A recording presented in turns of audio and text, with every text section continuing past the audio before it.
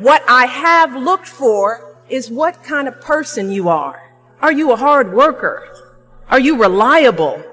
Are you open to other viewpoints? Have you stepped outside of your own self-interest to serve others? Have you found a way to serve our country, whether in uniform or in your community? Again and again, I have seen that those are the qualities that I want on my team, because those are the qualities that move our businesses and schools and our entire country forward. And just understand this. Those are the qualities that you all already embody. They're the values you learned from your parents, from the communities you grew up in. And today, more than ever before, that's what the world needs. So the irony is, when you let go of trying to please the world, when you let go of trying to change the world, when you stop trying to move mountains, you will realize that a far harder struggle awaits you. And that struggle is becoming something new. That struggle is becoming something different. That struggle is recentering yourself, finding out who you are, building yourself piece by piece, until finally you realize what it takes to actually become a better version of yourself. You realize that it takes nothing less than your everything, your total commitment, every bit of focus that you have, a willingness to break yourself down so that you can build yourself back up. Immerse yourself. Okay, you have to immerse yourself right now with reading, the right reading, audio programs, video. Find YouTube channels that are good for you. Immerse yourself with books, audio, video, daily. Okay, you hit all three of those. Where I'm reading something, listening to something, and watching something. These are completely different ways to learn. Anybody can do this, folks. Anybody can do this. This is not about a college degree. This is about massive amounts of action to get attention for yourself, your brand, your company, your products, your ideas, your dream. If you were to change 2 or 3 things for this to have lasted, what would those 2 or 3 things be? Number one for sure would be the delaying the gratification. The biggest problem I had was delaying the gratification. Yeah, that's a problem that a lot of young entrepreneurs have. And I learned that the hard way, is that good things take time. And there were some moves I made that made me a lot of money in the short term, but then created problems for me over the long term. And for example, like Steve Madden's Shoes is one of my companies, right? I remember that. Yeah. I was the majority shareholder of Steve Madden's Shoes.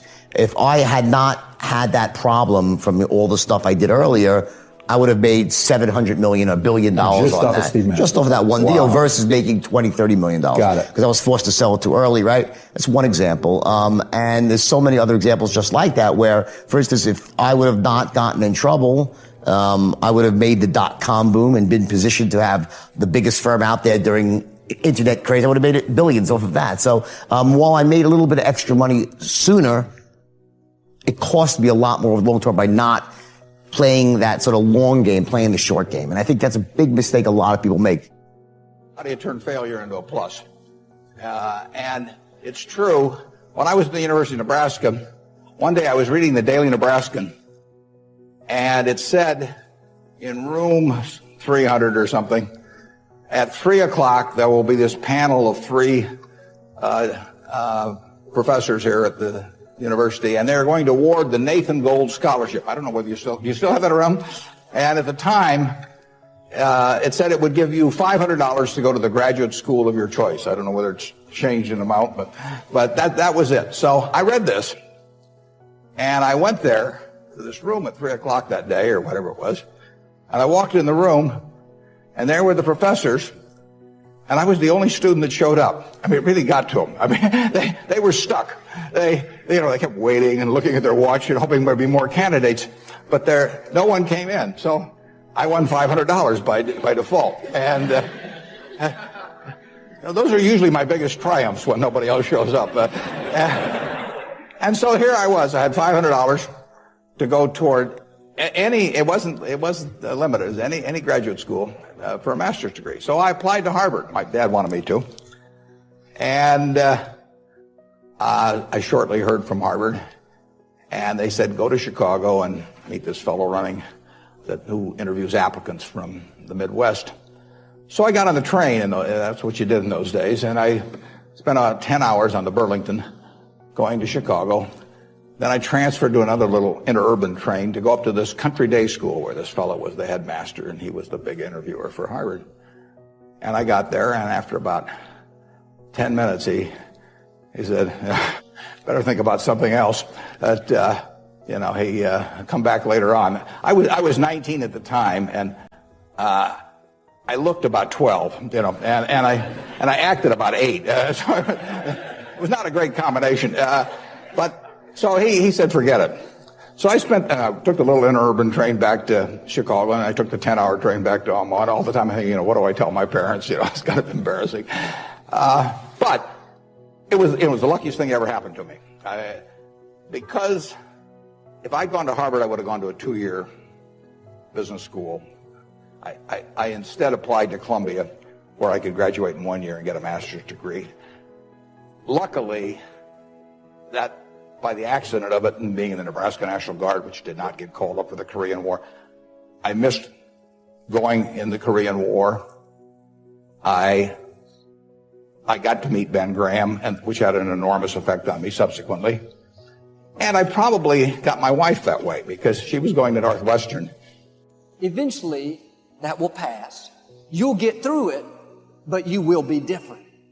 In those tough times, when you're uncomfortable, going through a loss, dealing with an illness, you could easily let it overwhelm you.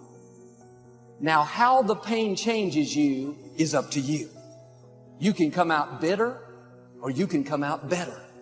You can come out defeated, giving up on your dreams, or you can come out with a new passion, a new fire, excited about the new opportunities in front of you.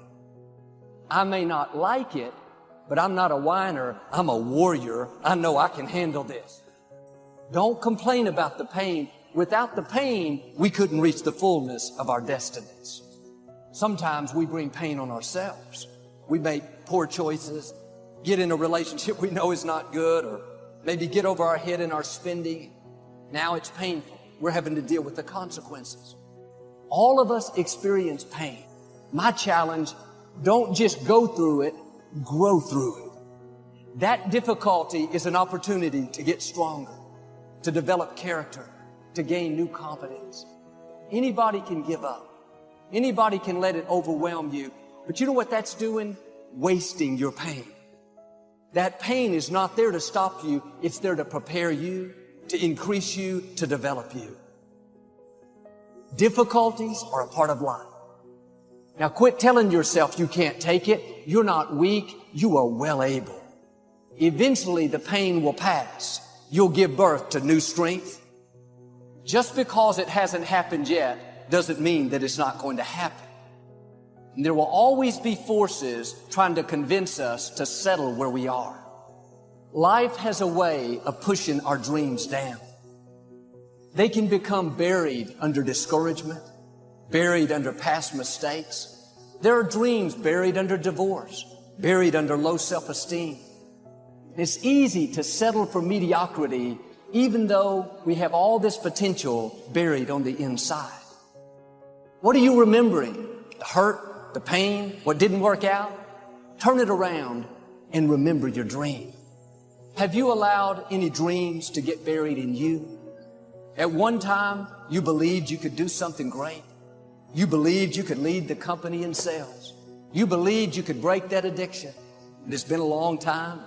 Had some bad breaks. Wasn't all your fault. You could easily settle where you are. Nobody would fault you.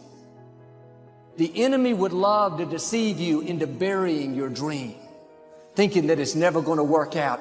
Don't believe those lies. It's not too late to become all that you were created to be.